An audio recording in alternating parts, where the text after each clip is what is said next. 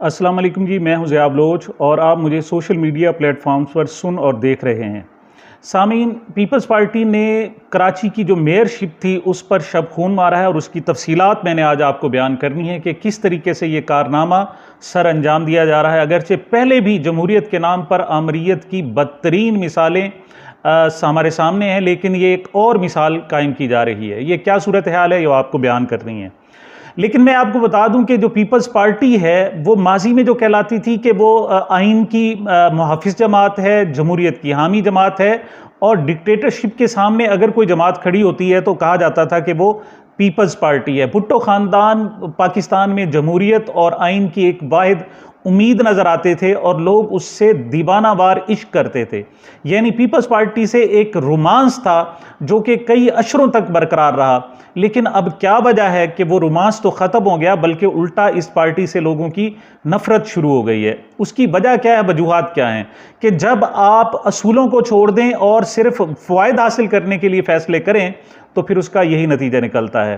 Peoples party ने जनाब कराची की मेयरशिप पर शब खून मारा है। किस तरीके से, उसकी तफसील मैं बताऊंगा।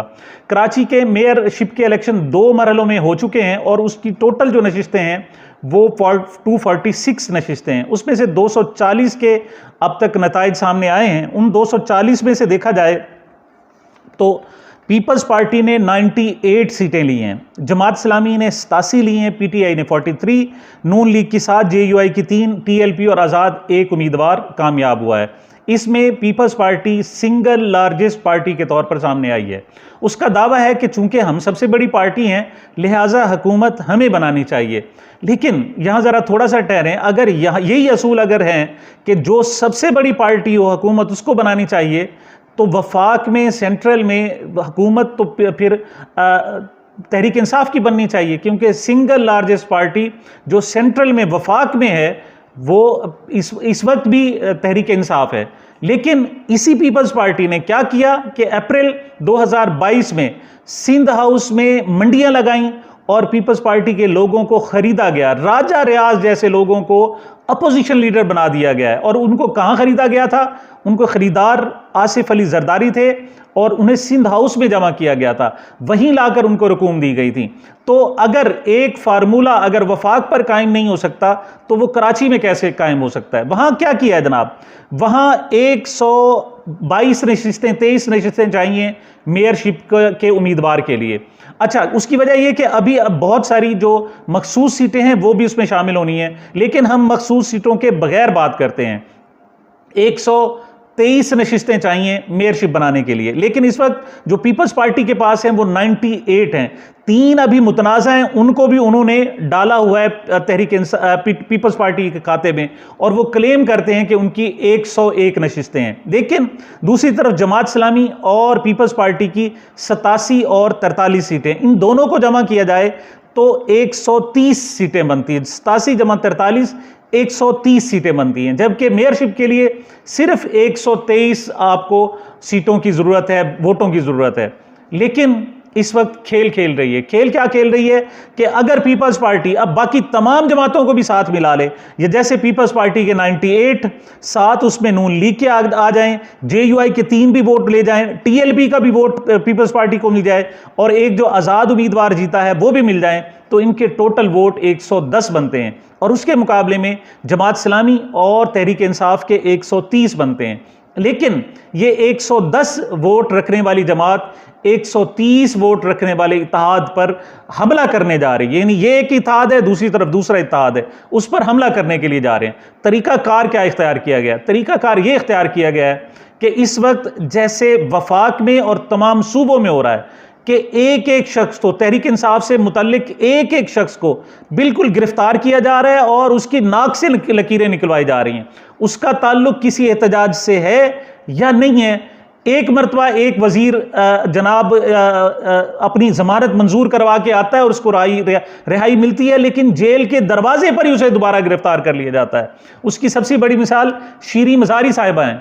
उनको एक मरतबा गिरफ्तार किया गया, अदालत ने उसकी रिहाई का हुक्म दिया, उनको दोबारा 3 एमपीओ के तहत गिरफ्तार कर लिया गया। उसकी बेटी ईमान मज़ारी जो वकील हैं, खुद भी एक नौजवान वकील हैं, वो केस लड़ती रहीं और दोबारा उनको जनाब वहाँ से रिहा करवाया, और जब रिहा करके जब वो आ रही थी तो उन्होंने विक्ट्री का निशान बनाया। उसकी बेटी बेचारी नौजवान है और उसका ताल्लुक भी नून लीग से है। उसने उसका हाथ रोका, उसने कहा आप किस मुल्क में विक्ट्री का निशान बना रही हैं? आप देखें दूसरी मरतबा आपकी जमानत हो रही है और आप फिर विक्ट्री का निशान बना रही हैं। और बिल्कुल ऐसा ही हुआ कि शीरी मिजारी को तीसरी मरतबा भी गिरफ्तार कर लिया गया। इस पर वो बेचारी ईमान मिजारी, छोटी सी उम्र की वो बच्ची है, और वो फूट फूट कर दाड़े मार कर रो पड़ी कि हम किस मुल्क में रहते हैं। हुसैन जहानिया गर्देजी हमारे खानेवाल से जनाब वजीर हैं, पीटीआई के रहे हैं, उनको एक मरतबा गिरफ्तार किया गया, उनकी जमानत हुई और जमानत होकर जो ही उनकी रिहाई हुई उनको दोबारा गिरफ्तार कर लिया गया। वो किसी एहतजाज में शामिल नहीं थे, कहीं नहीं गए थे, लेकिन उनको कभी नजरबंद किया जाता है और कभी झूठे केसों में उनको गिरफ्तार किया जा रहा है। जब जमहूरियत आपकी इस हालत में हो कि क्रैकडाउन किया जा रहे हो, हजारों लोग गिरफ्तार किए जा रहे हो और हजारों लोग छुपते फिर रहे हो कि मुझ पर कोई पीटीआई का लेबल ना लग जाए, ऐसे में आप जमहूरियत की क्या बात करेंगे? लेकिन पीपल्स पार्टी जो जमहूरियत की बात करती है वो खुद इन मामलात में आगे है। पीपल्स पार्टी वफाक में एक डिक्टेटरशिप की हामी है और डिक्टेटरशिप की हिमायत में वो वजारत खारजा लिए हुए और दीगर वजारतें लिए हुए बैठी है। ऐसे में पीपल्स पार्टी का शब खून मारना कराची में, वो इंतहाई जमहूरियत पसंद जो कुव्वत हैं उनके लिए इंतहाई तकलीफ दे है। इस वक्त इतलात मेरे पास ये हैं कि जो पीटीआई और जमात इस्लामी के कोई 20 से ज़ायद जो यूसी चेयरमैन हैं, उनको ना सिर्फ उनकी वफादारियां तब्दील करा दी गई हैं बल्कि उनको बहुत ज़्यादा मरात भी दी गई हैं और उनको बहुत ज़्यादा कैश भी दिया गया है। और अब जो आइंदा इलेक्शन होगा उसमें भले से तहरीक इंसाफ जमात इस्लामी की हिमायत करती रहे, उसका ऐलान करती रहे और कहे कि हमारे पास 130 वोट हैं और हमारे मुखालिफ के तमाम वोट मिलाकर भी 110 होते हैं, लेकिन उनकी बात कोई सुनने वाला नहीं है, उनकी बात कोई तस्लीम करने वाला नहीं है।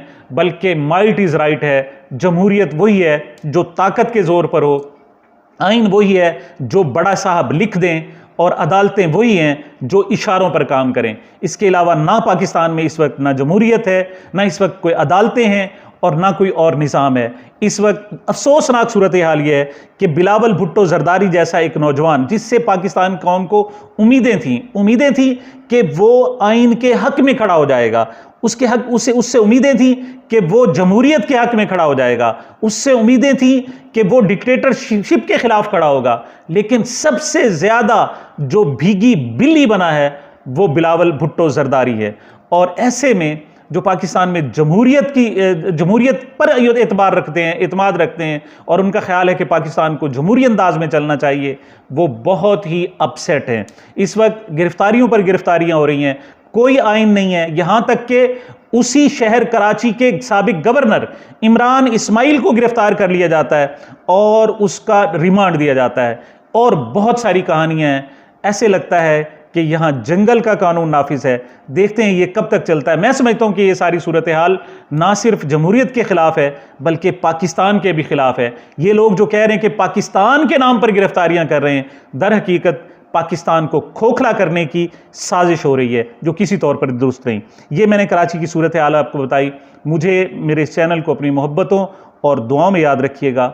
मिलते हैं एक छोटे से वक्फे के बाद।